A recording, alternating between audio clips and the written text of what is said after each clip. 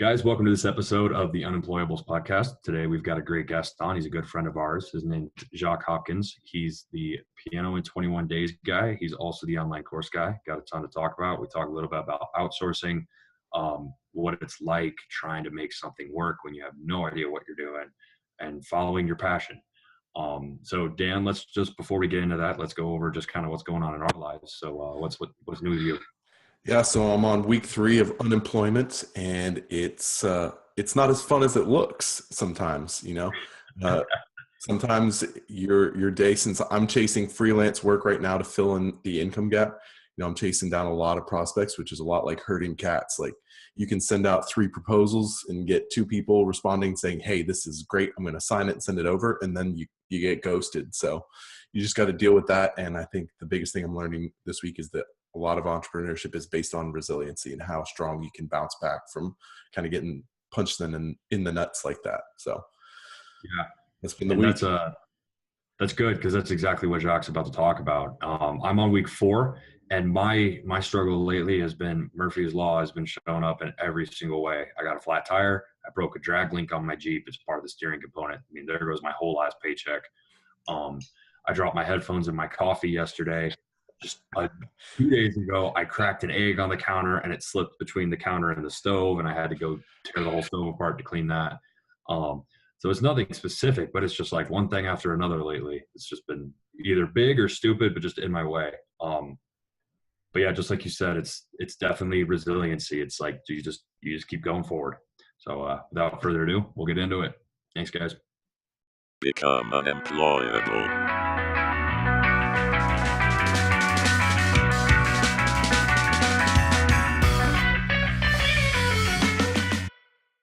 Hey, everybody. Welcome to this episode of the Unemployables. We've got special guest today, Jacques Hopkins, with us from Louisiana, I believe, along with my co-host, Nick Lowry. And welcome to the show, guys. How you doing today? What's up, Daniel? Thanks for the invitation. And yeah, from Louisiana, man. Where else would you expect somebody named Jacques to be from? I guess unless it was France. Right. With that accent, I would not guess France. No, I talk just like you. Hopefully. Right. So Jacques, we met, I guess through the internet, through Twitter, but we actually ended up getting lunch a couple months ago because you were in my city for, I guess, visiting some family. But could you give us kind of a brief overview of your story? Tell us, how did you go from 9-to-5 world where you used to be to, with that fancy studio you've got going on now? Yeah, thanks. Yeah, so I don't know how brief you want to get, but I'm in my 30s now. But growing up, I always was going to be an engineer. Like ever since like 5 years old, my teacher, kindergarten or first grade or whatever, said I was good at math. She told me, she was like, you need to be an engineer one day. So my whole life pointed to that, and so I went through high school and then applied to engineering colleges, and from day one I was in engineering. And it wasn't until my senior year in college that I picked up a book you guys are probably familiar with, and many people listening to this may be familiar with, called the 4-Hour Work Week. I don't know why I picked it up, because that was not the type of book I would have read. I didn't really read many books at all, but I picked it up and just a whole new world was opened up to me. And at this point, I already had my job lined up. I had my job as an engineer lined up. I had done the internships and everything. And so I continued to go down that path. So I got my first full-time engineering job. This was 2008. And all the while, this 4-hour work week thing is in the back of my head. And I'm just like, what business could I start? And if anybody's not familiar with that book, the real eye opener, especially back then in 2008, or I guess it probably came out in 2007, was just this kind of automated online business where you do a lot of outsourcing and automation, and it's not a business that you have to work in like 80 hours a week, and you can take these like mini retirements, as Tim Ferriss calls them. You can travel a lot and still make almost passive income. And all of those concepts were completely foreign to me at the time. I thought I had to go to work, like I had to spend my time in order to make money. That was the only way to make money. So all the while I'm working as an engineer, I'm trying to create one of these businesses like Tim Ferriss talked about. And I failed probably 6 or 7 times before I came across a hit. And when I say fail, I mean, like, it wasn't massive failures. It was just that nothing I tried made a single dollar, not a single dollar. Nothing got off the ground. I tried like physical products, like inventions. I tried apps. I tried blogs. I tried a lot of different things, and for a variety of reasons, none of those worked until one day, I came home from work, and I was kind of low on energy. Like I was married at that time, maybe a couple of years. I was married, and I was procrastinating. Like I felt like I should be working on one of these businesses, but I wasn't. And what was interesting is that what I was procrastinating with was the piano. Like instead of doing my business that I thought I was supposed to be working on, which wasn't making any money, I was sitting playing my piano. And it just kind of clicked one day as I was doing that. It's like, okay, if this is what I turn to when I don't want to do anything else, like what if this was my business somehow? And so I play piano a little differently than most people. I think you play a little piano, Daniel. And so I grew up in piano lessons, doing the whole classical thing with weekly piano lessons, and absolutely hated it. Did it just because my parents put me in it, and I was the good kid, you know. And so I just kept doing it for them. Did it for 12 years, and after 12 years of piano lessons, I could only play 2 songs on the piano, like literally 2 songs, and I hated both songs. So eventually, I kind of figured out a different way to learn piano. So as I was sitting there, probably this would have been in 2013 when I was sitting at my piano getting this business idea. I had been playing this kind of newer way to play piano for several years. I'm like, maybe there's a market for this, right? And it's so they tell you when you have like an idea is like, is it different? Is it new? Is there a market for it? And so, the rest is history. It just, that was the business. I decided to go with an online course. Originally I was going to call it Piano in 30 Days. But I literally couldn't fill 30 days worth of content. So I went with 21. And so I made an online course, and it wasn't like an overnight success or anything, but you know, through the years, it eventually and slowly grew and allowed me to quit my job on December 31st, 2015. Hell yeah. So you're what, 3 years, 4 months removed? Exactly. Yeah. It feels, I don't know. It feels like a different lifetime. You know, I worked as an engineer for 8 years, and now it's like, it's been over 3 years since I worked a full-time job. If you're getting close. So let's go back a little bit. What kind of engineering were you? Electrical engineer. And I wasn't a very good one, to be honest with you. Dude, I wasn't either. I switched, I switched to more the business side as quickly as I could in that field, because I just didn't like the long programming hours or the design hours. And, but right. I was drawn to the business side of things. I actually got my MBA while I was working, which I regret doing because I could have spent that time elsewhere. Like I wish I would have started piano in 21 days that much sooner, you know, but I jumped over to the business side and the non-technical side as quickly as I could. Yeah, that was actually kind of my path too, because I got a job as a civil engineer working in project management. And I kind of went into project management with the expectation, like I can manage a construction site. So for those who don't know, civil engineering, one of the disciplines is project management but that project management is effectively construction management. So I went into that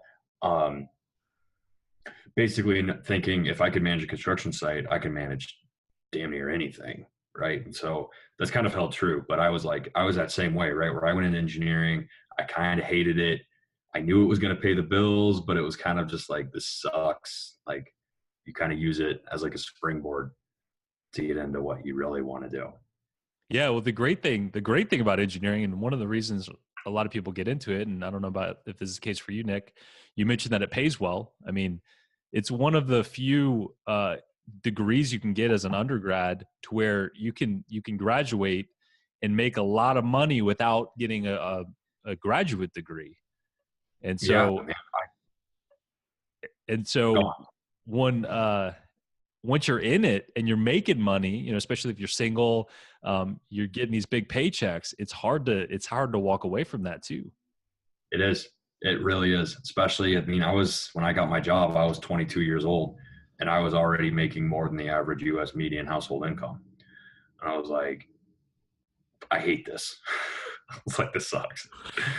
But I think so. You touched on something that another thing I'd like to go back to. You said you started all these businesses and that nothing was really hitting, and you were procrastinating by playing the piano, and you finally like that something clicked. You know, like what made that click? Like, was there like what was the moment? What was it that like really made that shift in your brain where you were like, this is my passion. I need to do this. Like, this needs to be my life. There were two things. So the first thing I basically hit on already is that it was just this realization. It's like I was driving myself crazy because I'm like, why can't I be motivated to work on this business? And I mean, in reality, it wasn't successful. My other businesses weren't successful. Plus, I wasn't super passionate about them. I was looking for like just money making opportunities. And so as I was playing the piano, it was just like, what if? Right? What if there was a business around this? And then the second thing, it was either that night or like the next day. It was a sign, right? It was like it was meant to be. I was listening to a podcast, as I listened to a lot of podcasts at that time. I mean, I still do. You guys might be familiar with Pat Flynn, Smart Passive Income podcast is what I was listening to. And he had a guest on the show. It was the newest episode at the time. I mean, I'm sure it's still out there in the cloud somewhere from back in 2013. He had a guest on a show. His name was Steve Nixon, an online piano course creator. And it was just unbelievable, the timing of it. Cause it's one thing to have the idea. It's another thing to hear a success story basically in the exact thing you wanted to do. And Steve was successful. His niche was jazz piano. Not that courses like mine didn't exist at the time. That wasn't a reason not to do it. But I was listening to him talk about his success with an online piano course. And I was like, man, there's no reason that I can't do this too. Yeah. So on top of the course, do you have like active coaching? Like, do you teach people day to day? Man, I've really tried to set up this business a lot like Tim Ferriss had talked about, you know. Okay. So there was I struggled to build it up because I just desperately like wanted to quit my job and do this full time. A few years to get it to that point. And eventually I got it there. Like I built it up to where I was making like $10,000 a month, but I was doing everything and I was working like a crazy person. And that's not what I wanted either, you know? Right. And so once I kind of built it up, then I looked at it and I'm like, okay, now I need to scale back my time. I need to automate some things. I need to outsource some things. Right. So I started doing that. And now there's a team of people working on it. There's a lot of automation in place. And at this point, there's very, very little involvement that I have to do really on a day-to-day basis. All I have to do to keep, like, I look at it like this kind of this machine that just runs, and I got to make sure, like, my job is to make sure the machine just keeps working, right? It's there, it's working now, but it's like got to keep working. You got to keep the train on the tracks. So my assistant puts together this report for me on a daily basis. So with just some KPIs, key performance indicators, various statistics I look at on a daily basis just to make sure that things are going well. And if something looks out of alignment, then I can get into it and look into it a little bit. So I look at that report. I just make sure my accounting's in place. And then the other thing I do on a daily basis is I send out these things called bonjoros. And what it is it's a really simple way to send a video out to somebody with an email address. So when somebody signs up for my course, a task is already automatically created in the Bonjoro app. And I just record like a 20-second video just calling people out by name and just thanking them for signing up for the course. So everybody that signed up, like yesterday, everybody that signed up, they're getting a Bonjoro from me today. They got a Bonjoro from me this morning, just thanking them for that. So that's really all I have to do for this business at this point. So no, I don't do any like one-on-one training, coaching as far as the piano goes, as far as Piano in 21 Days goes. How often do you have to revise or reshoot content for it? The first version of the course was horrible. I mean, it always is. It's not your fault. It was really bad. The piano was like crooked on the camera. Like it was, I had used like half of like a bed frame to like rig up this thing to where I could have an overhead camera. And it was like in the living room in our old house. And it was, I used a webcam and not an external microphone. It was bad, but hey, people bought it, and like the content was pretty good. It was just like the quality wasn't very good. So most of the time when I re-record the course or update it, it's just because of the kind of the technology. You know, I get a better camera, better microphone, and I'm better on camera now too. You know, that's the other thing that wasn't that great is like, I didn't even show my face in the first version of the course. I was so timid and nervous about it. You could just see my hands. Now the version that exists today, there's multiple camera angles. It's pretty highly produced. But the one great thing about my course being on something like piano is it's pretty evergreen, right? Piano technology doesn't really change. It's kind of been the same 88 keys and whatnot for a very, very long time. So it's really more about just my presentation and the technology behind it. So, you know, if you want to get into that a little more, like where are things going, right? Right now, 1080p, like HD is still the standard, I would say, and that's what my course is in. But when is 4K going to be more the standard? And eventually, I'm going to have to probably record my course in 4K. I hope we're like 5 years away from that. Okay, what about like VR, right? Eventually, that's what I was going to bring up. Yeah. Am I going to be behind the times? People can play on their own and they can feel your hands like guiding. That's a little creepy. That's the romantic version. It costs extra. Okay. Valentine's Day special release. I need an upsell to the romantic version. I like that. But you know, I think about these things, but I secretly hope that we're a long way from that, because that's a lot of work to go and re-record the course. But that's really it. I mean, it's mainly the technology and making sure that what I've got in there is good enough. Yeah. So, do you have like a funnel set up for this? Is that how this kind of churns mostly on its own and you get these KPIs, is that you've set up a funnel that works really well and consistently produces the kind of results that allow you to kind of sit back on your heels a little bit? Yeah, exactly. I love funnels. I didn't know what a funnel was a few years ago, but I love funnels. And the funnel I have today for Piano in 21 Days is kind of elaborate at this point, because I've tweaked it and tested it and optimized it over the years. Pretty proud of where it is now. Because if you go, like if you go to pianoin21days.com right now, there's nowhere you can buy the course. There, but it sells, 3 to 8 copies every day, right? And that's because of the funnel that sits behind everything. And so you'll notice on the website, everything's trying to get you to this one page, this one opt-in page where you can download this free workbook. And then, so about 100 people, I get about 100 email addresses a day that are entering the funnel basically. And then from there, it's about a 14-day funnel where there's free videos, there's webinars being pitched, evergreen webinars, there's open cart period, closed cart period.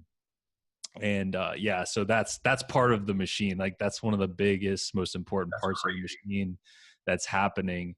Yeah. I mean, when I first started, I didn't know what a funnel was, and you would go to pianoin21days.com and it was just like a video and then a buy now button, and hardly anybody would ever buy it, Yeah, man, I'm still like working on my ground shark coffee kind of funnels, right? Like, I mean, it's a much smaller expense, so it has to have that buy now button, or people are just going to get confused because like all I'm trying to do is buy coffee. But like I'm working on like email sequences and abandoned cart sequences and everything like that. Man, it can get so elaborate and so precise, and it's like like you're selling 3 to 8 courses a day and you don't even have a buy now button. Like you're specifically like forcing people to almost wait, and they're like, you're forcing them into the funnel and it's working. Yeah, and there's an infinite amount of, you know, types of funnels you can create, and there's a lot of factors that go into which funnel is going to work better for something else. You know, for me, I probably have one of the highest priced, if not the highest priced piano course that exists. There's a ton of piano courses out there, but you know, one of my competitors costs like $19. And for him, just a simple sales page with the buy now button, that kind of works better for a $19 product. But when we're talking about a $300 to $500 product, there takes a lot of trust building and education of the consumer along the way. Somebody's not going to spend that on the first visit to your website, but they might spend $19. And in your case, like with coffee, a funnel can be as simple as, like, you have a buy now button for a bag of coffee. They click buy now, and on the next page, it's like, hey, you want to add 3 more bags for a discount to your order? Just click this one button and it's done. You know, that's a simple version of a funnel that can work. Yeah, upsells, exactly. That's cool. So I kind of want to go backwards a little bit in time. That's crazy. I should probably do that. Free advice. I want to know, what kind of hurdles and fears did you face when you were looking to quit your job? Like, because you said you did an MBA and then you tried kind of kicking off 6 side hustles while you were all still working full time, right? Dude, quitting my job, like, I don't think I was more scared of anything in my entire life. Like, that just freaked me out for so many reasons. One is I worked for the same company for 8 years. And like when I got hired, my boss was 26, 27, super young. And I was 21, 22. And so like he was my boss for the entire 8 years. So like we had a really close relationship. We were very similar in age. He was a great boss. And like, I didn't want to let him down, because like he kind of mentored me and whatnot.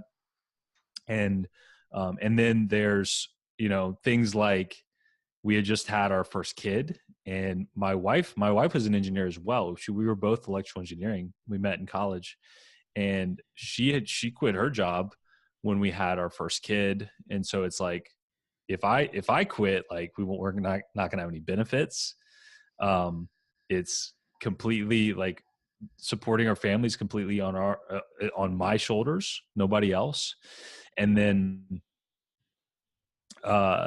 it's, you know, when I quit my job, Piano in 21 Days wasn't making enough to support us, but we knew this is what we wanted. Like, as a family, like as me and my wife, we knew this is what we wanted eventually. So I'm not a big risk taker. So we paid off our mortgage, and we had savings to live very, very, very frugally for a year if it didn't work. And that was really important for us and for me, because I'm not a big risk taker. But it was really a no-brainer. But I ended up giving my boss like a year's notice, just so we could just to kind of lighten the blow and just give them plenty of time to find my replacement. Because I was a project manager. I was responsible for like all the projects that were happening in the office, and I didn't want to put them in a bad spot at all. And maybe that was maybe being a little too like egotistical. Like, how can this company run without me? I don't think they really needed it. Yeah. Very easy to do. Yeah. I mean, I made sure everybody had my phone number. Like, all our customers had my phone number. When I'm like, look, I'm not going anywhere. I'm not going to a competitor or anything. Call me. And like, when I quit, I never got any other calls, and I was almost disappointed. Like, man, nobody really needed me that bad. But which means I probably should have quit sooner. Or you did a good job of transitioning out and helping somebody else transition in. Probably a little bit of both. Yeah, but the key is we knew what we wanted, and we put things in place way ahead of time to do it. And even once I quit my job, like it took several months. It probably took 8 months to get back up to the income level that I was at before. Mm-hmm. And thank goodness we had 12 months to figure it out. or I might not have gotten there. And also on month like 10, my wife got pregnant again. So that was really stressful too. So fortunately it all worked out.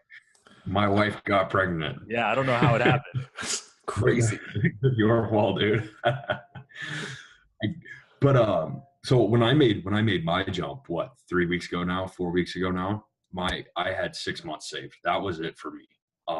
It was the 6 month break that I wanted, and then I also have like other things spinning up that's going to bring in income too. Um, so, but me, at the time I was a 23-year-old kid, no wife, no girlfriend, no kids, no dog, like no one relying on me except my roommate to make sure I paid off the lease. Um, so what was it like dealing with your family during that? Like, did you have to like try to talk your wife into it? Did you have to like really calm her down and like get her used to the risk taking? Because you say you're not much of a risk taker, but like you made a jump most people would never make. That's still a big risk. Yeah, my wife, it did take a little bit of convincing on her part. Like she had no problem with like trying to aggressively pay on the mortgage and build up our savings, because those are never really a bad thing, even if I did stay at the job. But Right. she, like most girls probably like that security, the consistent paycheck, and seeing, I was probably making $1,000 a month from my business when I quit, and which wasn't near enough for us to live off of. Right. But honestly, the biggest sticking point was probably health insurance. Just Yeah, with me too. everything going on with Obamacare and whatnot, and it wasn't. We knew it was going to be a big expense, so I did Cobra through my employer for probably the first year, and I mean, I still had to pay over $1,000 a month just for Cobra to keep what I had already. So just with health insurance, that was costing me more than I was making for my business. So I think that was probably her biggest sticking point, was the health insurance thing. Yeah. And it still is a big challenge to do, but fortunately, I make enough to where it's not near as big of a worry. Right. I think it was you I talked to. Yeah. You said you use MediShare, right? Yep, that's what we're on today. Once the Cobra ran out, I think that can only last like a year and a half, which is where you can still pay for what you were getting with your employer.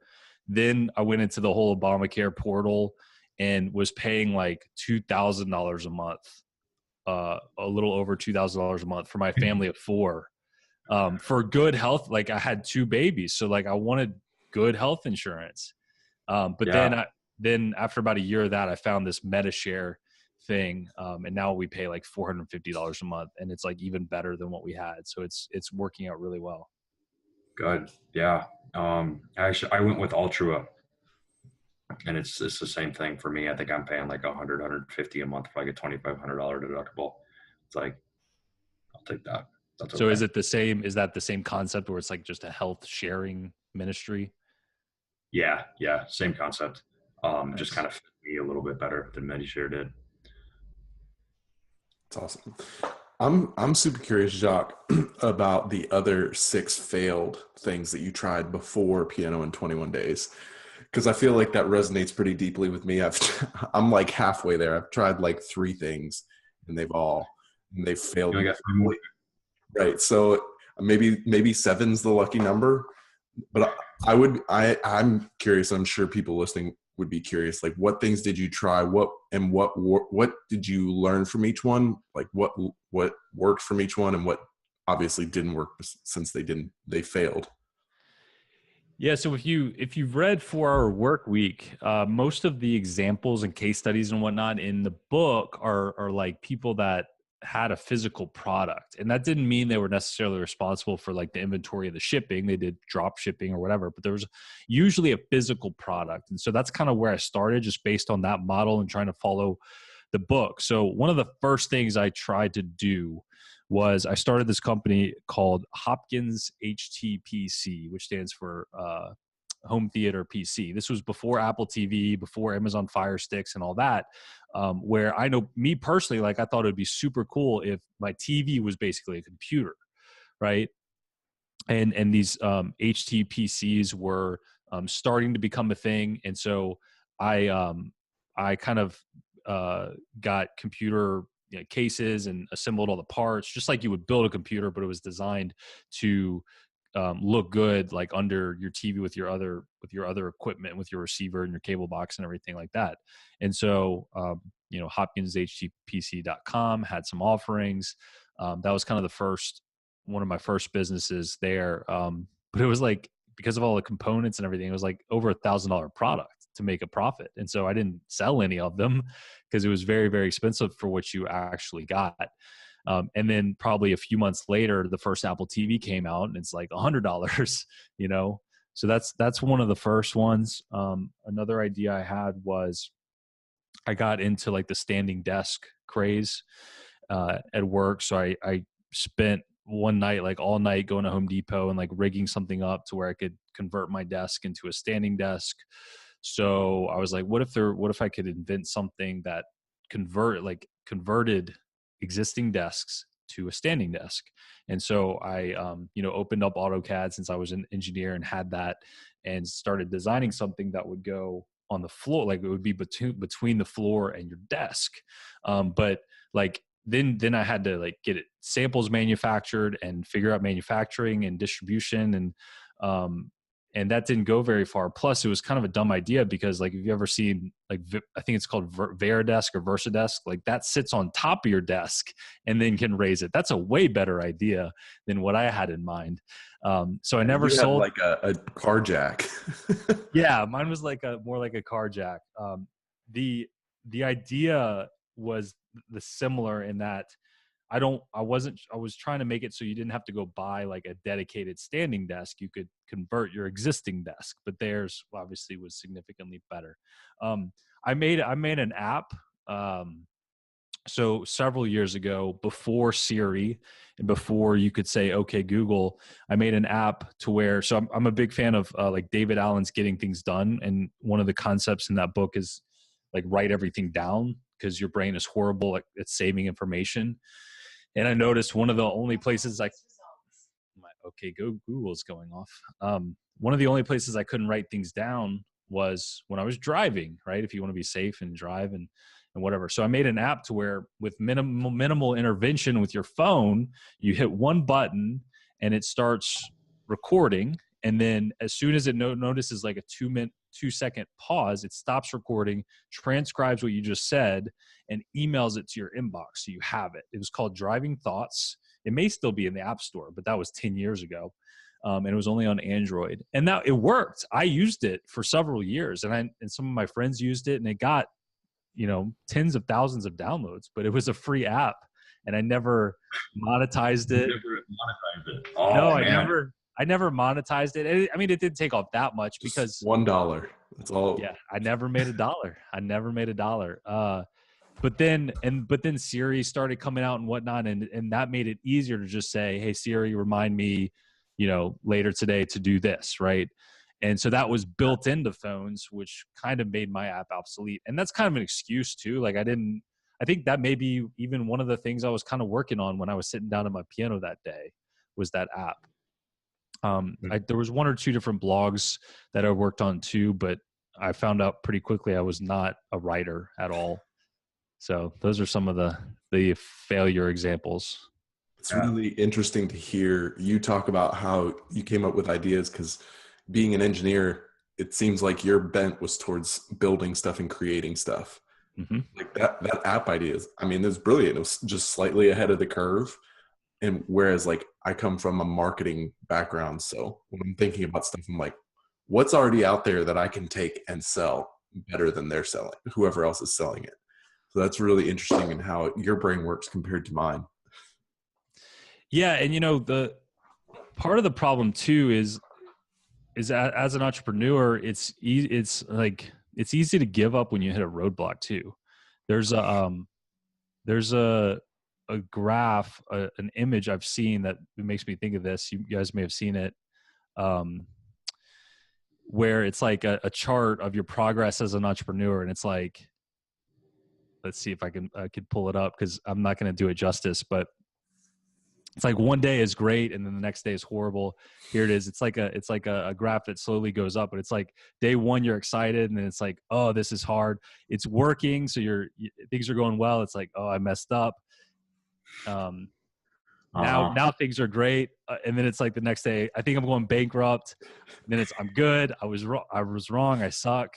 Wait a second. Life is great. So it's like ups and downs. But with that app, that app probably could have found success eventually. Like, I don't know to what level, but I wasn't the greatest programmer or anything. I mean, I was able to make version 1 that worked great, but I kind of stopped working on it and brainstorming ways to make money with it. Because you were procrastinating. I was doing what you really wanted to do. Well, that's true. And maybe that was meant to be. But I think a lot of people end up giving up too soon on things. Seth Godin calls that the dip, right? Yep. Yeah. Know when to quit and when to keep going. I'm actually re-listening to that right now because it's I feel like it's more important than ever now that I'm unemployed. Yeah. Something I've been thinking about a lot with Ground Shark, especially, I'm not taking any money out of it, and I don't want to for as long as I can. And my business partner and I have kind of just decided that, like, no matter what happens, we're just not going to stop. Like that's kind of, I think, I mean, obviously I'm kind of talking out of my ass here, not having found success yet, but like, as far as I can tell, that's all it takes. You don't stop. You just pay close attention to what's actually happening. And then as the market tells you to do something else, you just kind of shift. And if that becomes a different company entirely, then that's what happens, but you just don't stop. Yeah. As long as you're seeing like progress or at the very least, not, things going backwards, for sure. Yeah. It can be frustrating when things don't grow as fast as you want them to. But if you just keep going, I agree. That's eventually, if you make smart choices and you're a smart person and you've got a good head on your shoulders and you're not just a total, jerk off. I think eventually you'll find success with something. Yeah.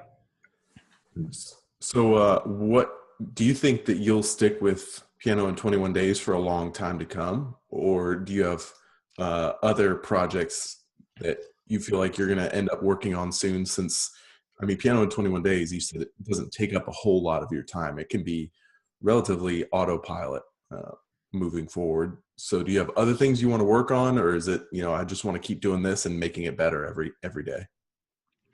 I really like digital products and online courses because of all the headaches that I dealt with trying to have a physical product, or even like, the blogs weren't for me, but I really like online courses because they're digital, and I get a lot of value personally out of online courses. I don't know about you guys, but I take a lot of online courses. I like consuming information that way. I like them better than books, typically, if they're done right. I'm a big fan. So I'm glad I kind of found this niche. Piano in 21 Days is still I've got several like income streams now, but like that's still, course sales is still the number one income stream for my family. So just keep rolling with that for sure. I do worry about like things like if the economy were going to go down,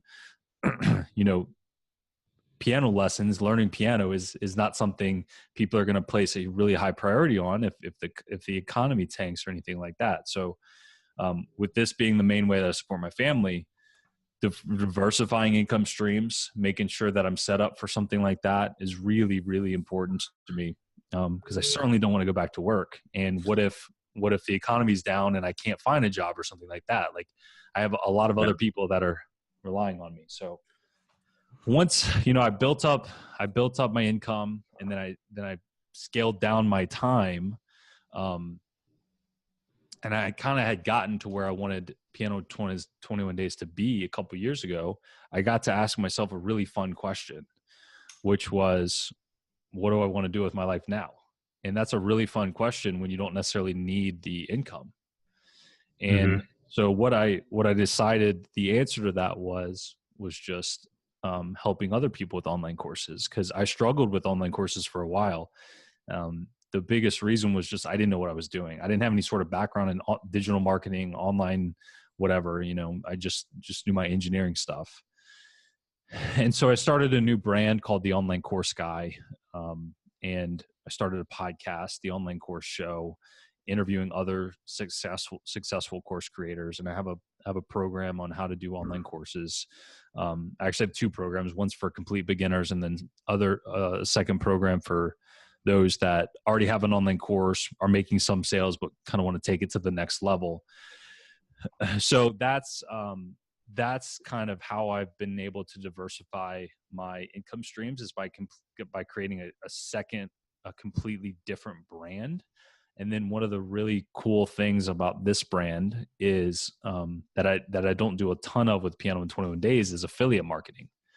And so I've got several different like software tools that I use that are like I mentioned Bonjoro, it's one tool that I use every day.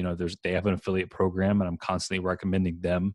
ClickFunnels is something I use every day as well, to build funnels and landing pages and order forms and everything. And that they have a really great affiliate program. They send me over $1,000 a month just from their affiliate program. And so I've got 7 or 8 totally different income streams now. And almost all of them are because I started this other brand of the Online Course Guy, and can have some as my own products, but then the affiliate marketing side of things. So just really trying to diversify my income streams, all the while still continuing to only do work that I like to do. Yeah. That keeps you passionate about it, right? Like you wake up in the morning and you look at your to-do list for the day and you're like, all right, this is easy. I'm doing it. No matter how hard it is, it's easy to work on it, Yeah, man. I don't know about y'all, but Sunday evenings used to be the worst. Because like, it's like, man, the weekend, dude, it went by so fast. Yeah. Go ahead. You know the term, the Sunday scaries?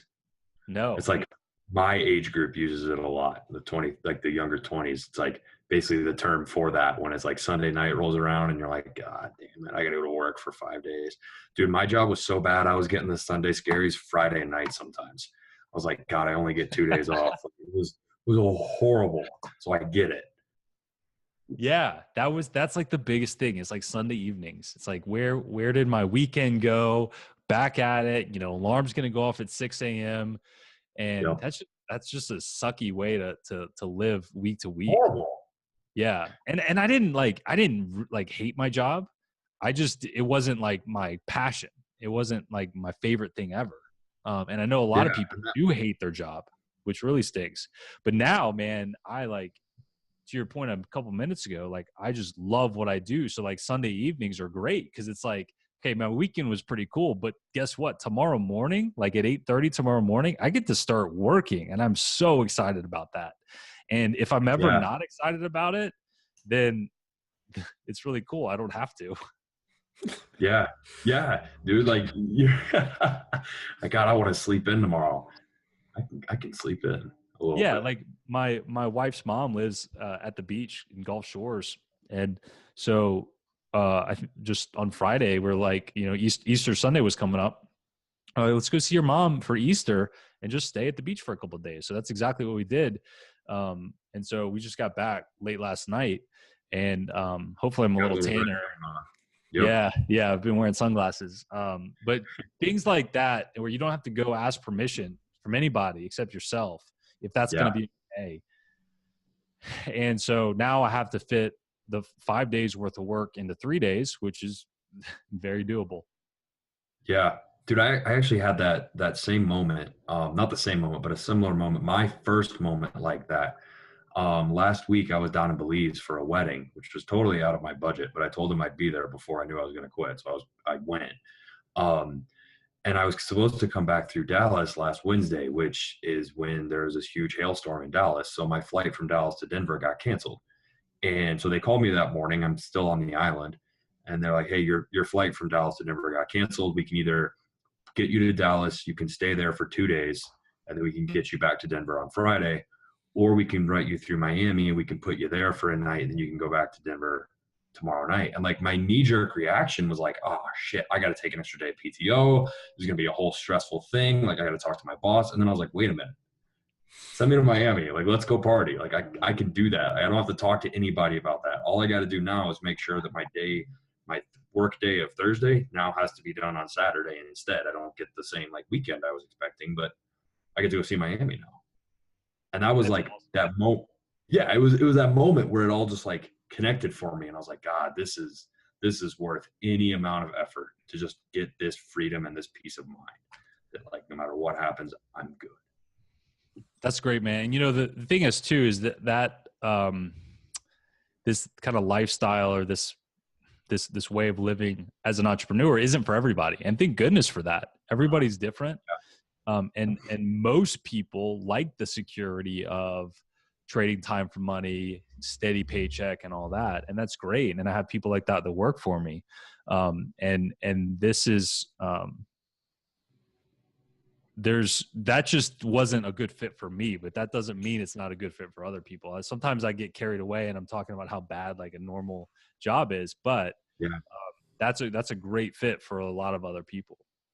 Yeah. And I think that's kind of a curse that entrepreneurs have, is like, I see it in the Twitter world all the time, is like entrepreneurs, especially brand new ones. And I was guilty of this for a little bit, like love to just talk shit on the 9-to-5.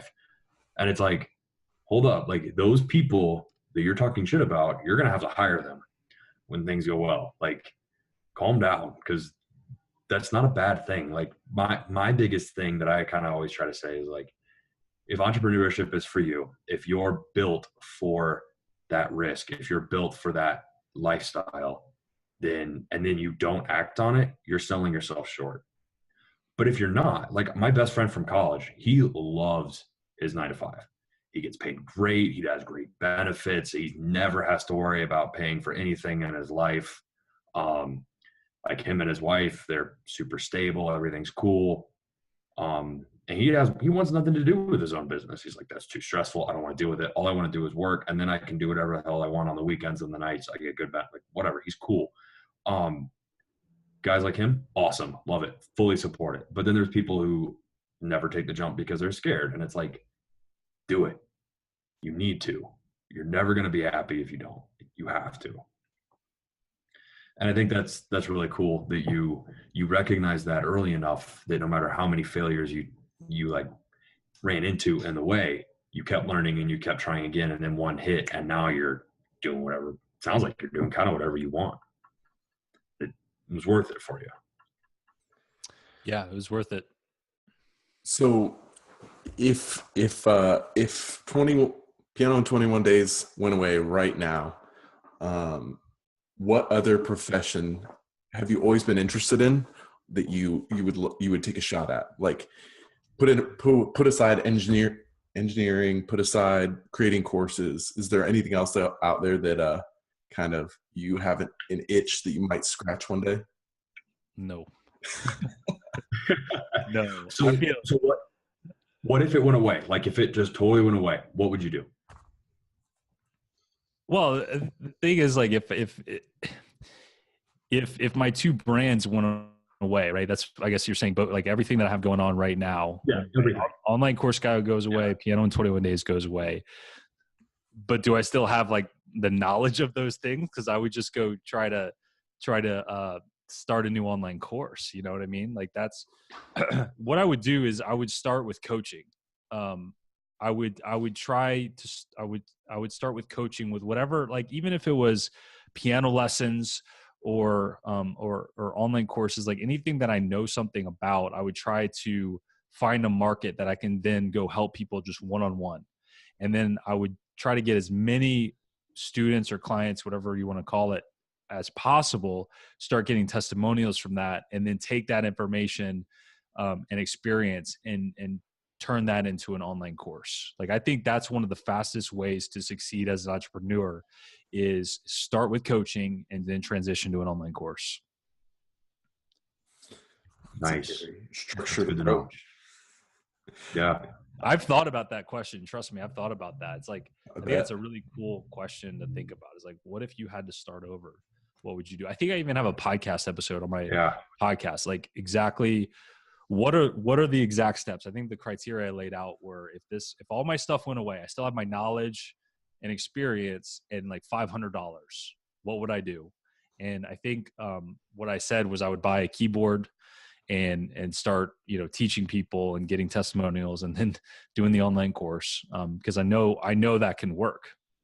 Like if Yeah. and I'm saying ever, like my name, like nobody knows my name anymore. My brand, like it never existed, but as long as I have like that $500 and the knowledge from it, then I know I can be successful. And there's no reason that people listening to that podcast episode or this conversation can't do the same thing. Like it's really not hard if you don't, like we were talking about earlier, if you don't give up at the first barrier. Yeah. I think a lot of people do it. All to me, it seems like the roadblock is just like it just cleans out the people who aren't serious, and every new one is just another round of people. It's like you just got to get through it every time. Jacques, what are you not very good at? I'm not good at writing. We established that. I'm Do you not good. like it, or are you actually not? Both. No, I'm really not. I'm not a good writer. So even like if you send me email, there's a better than good chance that I'm going to respond with it with a video, and I'll say, here, watch this video. I'll open up some screen recording software. And so like I have clients that I coach with online courses, and almost every time I'll respond to their emails with a video. I just prefer speaking. I'm not good at doing everything. So for a while with Piano in 21 Days, I did do everything. I responded to every customer support request. I responded to every YouTube comment and Facebook comment and Twitter comment. And I recorded all the videos. I edited all the videos. I did everything, the accounting. And that wasn't good because I was not like an expert in any of those areas. Like there was no reason I should have ever been my own video producer. That's the first thing I should have outsourced a long time ago. What I am good at is like integrating all those things together. And so now that I have kind of a team of people that do all those different things and I'm letting them specialize in those areas, like the whole thing is so much better. Mm-hmm. So I was not good at doing this. Would have been a lot more successful a lot sooner if I would have realized that sooner, is that I wasn't good at doing everything. Another thing. Yeah, go ahead. Before we move on, when it comes to outsourcing, what was your like methodology? Like when did you know this needs to go, like this needs to go, someone else has to do all these? And how did you pick which one was more important? It got to a point where I was spending 95% of my time just responding to things, whether it was my email inbox. I was getting like 200 emails a day. I have various pages in my funnel where I ask people to leave comments on those pages. YouTube's probably it is my number one traffic source for everything. So like I get a bunch of YouTube comments and like there's just, it's almost just like customer support stuff everywhere. And I was just like, that was my day. And I hated it, absolutely hated it, because it's writing and it's just like a lot of the same stuff over and over and over again. But I couldn't stop doing it. Like I could just not reply to people's comments on YouTube, but that's just not in my brand and personality. Like if somebody's going to leave a comment for me about me and my brand, like you're going to get a response. The same reason that I send those bonjouros to everybody. And so eventually I was like, let me just like hire a customer support type person, like somebody that can help me manage all of this stuff. And I think that's one of the first things that I outsourced. And fortunately I found the perfect person through Upwork.com is a place you can find freelancers, or you can even start as an entrepreneur that way and be a freelancer on Upwork.com.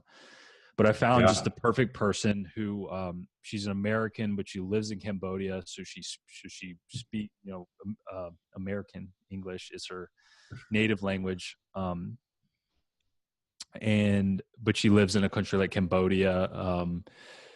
and she wanted flexible hours. I had flexible hours to offer her, and she's amazing. She had customer support experience, and she's been working for me for over 2 years now. And she manages my inbox. She manages all those places, and almost overnight just took away a lot of my time spent in the business. But not only that, the product is better. Like, she does a better job at that than I do, did, or would.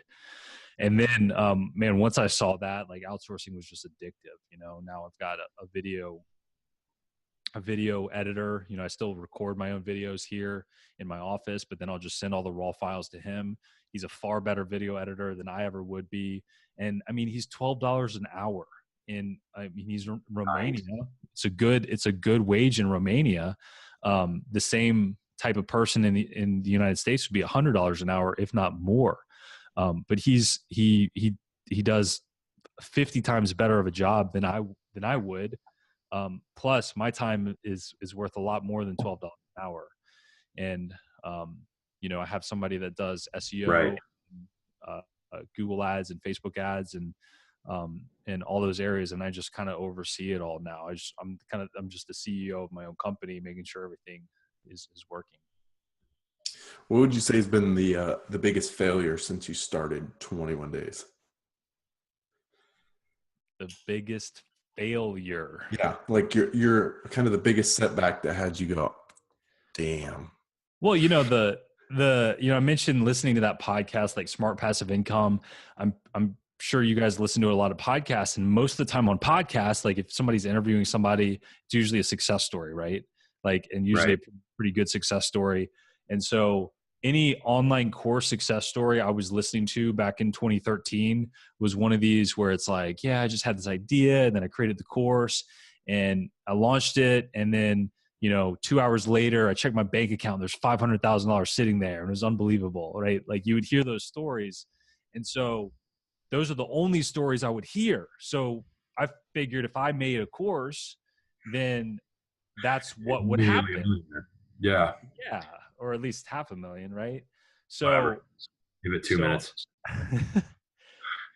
So that's not what happened. This was by no means an overnight success. Between from the time that I had the idea to when I actually hit go and had a product and a buy now button was 8 months. It took far longer to create the product than I thought it would. And then once I hit go, nobody bought, which was completely demoralizing because I had spent 8 months on this, and it was like my 6th or 7th business I tried to create. And it's like, oh, here we go again. Another thing I make that nobody wants. So that was not fun. Cause I was like, you get in your head and you're like, okay, am I going to sell 10? Am I going to sell 20? Am I going to sell 50? And I think I launched it initially at like $97. So if I sold 10 on the first day, like that's $1,000. That's amazing. But I got too far ahead of myself. And so I hit launch, and like nobody bought initially. And that was really not fun. And so it was probably like the afternoon of a day. And like, I was just that night, like I'm going to bed, I'm still refreshing to see if anybody bought anything. And you could tell my wife was like pretty sympathetic. She felt pretty bad for me. And then, so I went to bed that night, and I woke up the next morning and I checked again. I'm like, surely overnight, people talk about making money while you sleep, right? But I still hadn't sold one. And so my wife's like, hey, why don't you, go to Starbucks, get us some coffee, try to get your mind off of it. So I go to Starbucks. I'm waiting in line at Starbucks, and I get a ding on my phone, and I check it, and I had made my first sale. And like, I literally start dancing in line at Starbucks. I was so excited. This was for the first That's time awesome, man. ever I had made money not at my job, right? Somebody actually paid me money for something that I made on the internet. It was the coolest feeling. Yeah. Even though it took like 18 hours after I hit go to get that first sale, like I felt like a total failure for those first 18 hours. But then once I made that first sale, like it was game over from there. Like, dude, I've never looked back since the first one. Yep. Awesome. I love it. Yeah, man. I had kind of the same moment last or Monday. My Wi-Fi was out of my house, so I was at a coffee shop getting work done, and I had kind of had the thought the night before. I try not to like really pay close attention to the money because I feel like that kind of gets me going off track. Um, but the night before, I had the thought like, oh man, I think we're profitable. Like I think we're officially profitable. And so I did the math the next morning in the coffee shop, and sure enough, we were 2 grand over. Like we had finally broken like a couple of weeks, like a week or two before. And dude, I started crying right there. I was like, oh my god, it's it's the most addictive feeling in the world when you make something with your own two hands and you get success from it. That's amazing. That's so cool, man. Congratulations, Nick. Thank you. Didn't mean to steal your thunder there, but like Oh.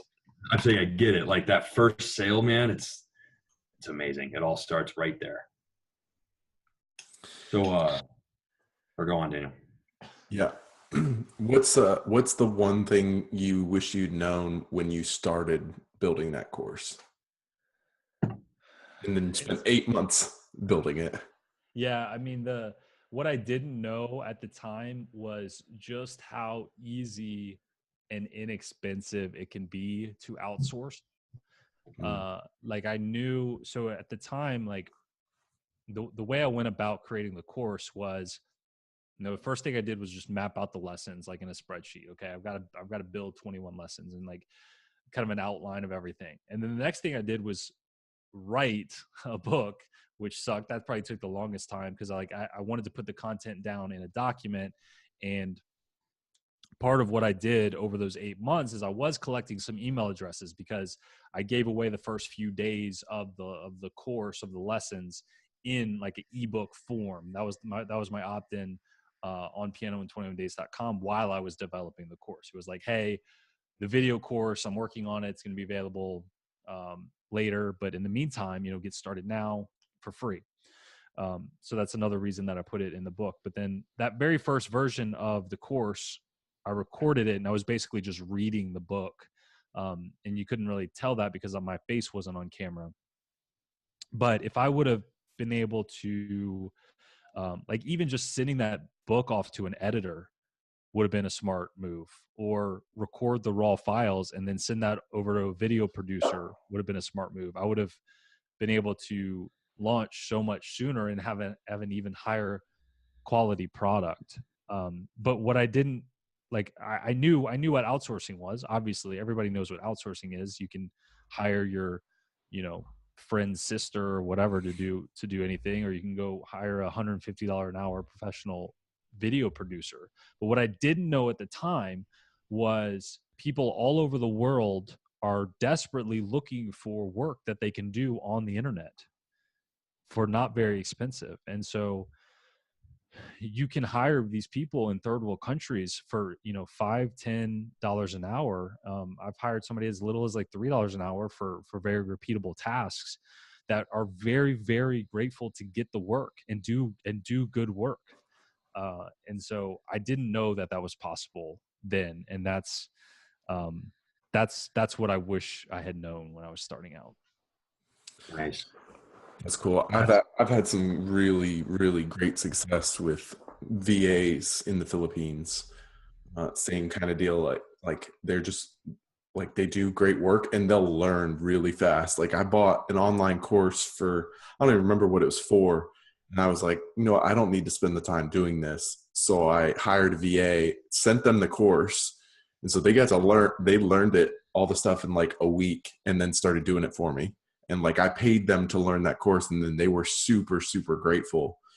This guy was, just because like not only had I hired him to do work, but like he saw it as an investment in him. And so he would go above and beyond every time I asked him to do something because I had made that small investment in him. So it was really cool. That's a phenomenal idea. I need to do that. The Philippines it's one of my favorite countries to outsource to because they're typically good workers. Their living wages are pretty low, so they're very cost effective for people just starting out. But also the great thing about Filipinos is their English is very, very good. They speak a lot of English over there. They're one of the closest speakers to American English that's not like their actual native language. Mhm. There's not as much of a language barrier with Filipinos as there would be like people in India or Pakistan. They're pretty easy to understand. Yeah. Yeah. I've had some really great experiences with people in the Philippines, and the English can become a problem when you work with people in like India and Pakistan for sure. Eastern Europe, surprisingly, another great place. I had a guy from somewhere in Eastern Europe build a Shopify store for me once, did killer work, and had like a whole team of guys helping him. Great English. Can't complain about that. Nice. We're coming up on an hour, guys, and I don't have many other questions. Nick, you got anything else for Jacques? Yeah, actually, before you go, is there like one like philosophical idea or one thing that you want to leave everybody with that like is like something big, like paradigm shifting in your own world, that when you realize that it kind of changed everything? Anything. You put me on the spot a little bit, Nick, there. Yes.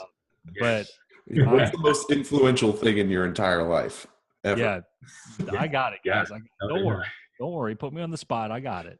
So I'm gonna stay in my lane on this one. Okay. So what I know most about really at this point is online courses, and I'll talk a little bit about marketing, because that's one of the biggest, like my biggest barriers to success was the whole marketing thing, right? Just because I built it doesn't mean they came, right? I built it and they didn't come. Right. Very, very few people came. And that's because I didn't know the first thing about marketing.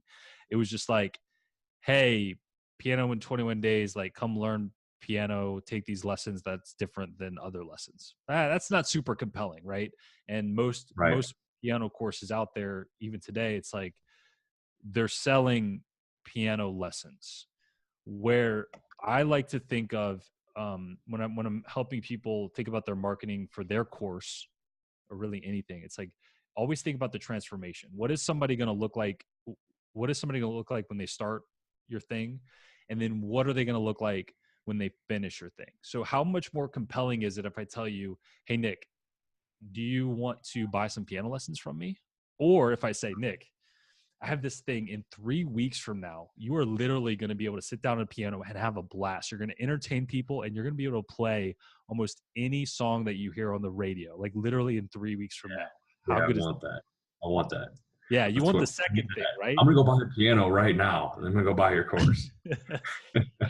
So it's all about the transformation when you're trying to specifically market and sell right. course. Nice. That's good. That's actually something I've been working on a lot lately with Ground Shark Coffee. It's like transitioning from we sell coffee to we sell the idea that you're never going to be too tired for anything. Playing with your kids, training, work, anything, you're never going to be too tired. Bingo. And, that's it. That's good. That's a big jump, but it's very effective. So cool, man. Before you go, how can people find you? Your course, anything about you? Cool. Yeah. So I've got my two brands, pianoin21days.com and then the onlinecourseguy.com. Onlinecourseguy.com. Any Twitter, social media? Not really. No, I don't do a ton of that. You go to those places and, maybe enter the funnel of one of those two places. And then there's going to be plenty of ways to contact me from within the funnels. Nice. I like that. All right, man. Well, cool. Thanks for coming on. Dan, you got anything else? Nope, I'm all set. Thanks so much for joining us today, Jacques. Thanks, guys. Become unemployable.